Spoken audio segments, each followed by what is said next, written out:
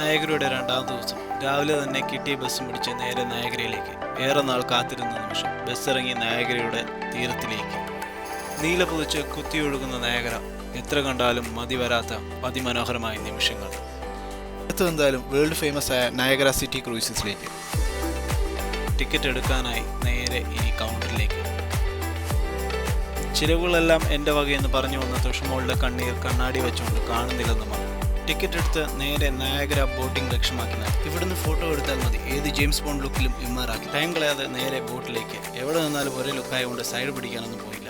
ആ കാണുന്നതെല്ലാം ട്രംപിൻ്റെ ആൾക്കാരാണ്. കാനഡയിൽ നിന്നുള്ള ഭംഗിയൊന്നും US-ൽ നിന്ന് കിട്ടില്ല. നയഗ്രയെ ശരിക്കും അനുഭവിച്ചറിയുന്ന നിമിഷങ്ങൾ.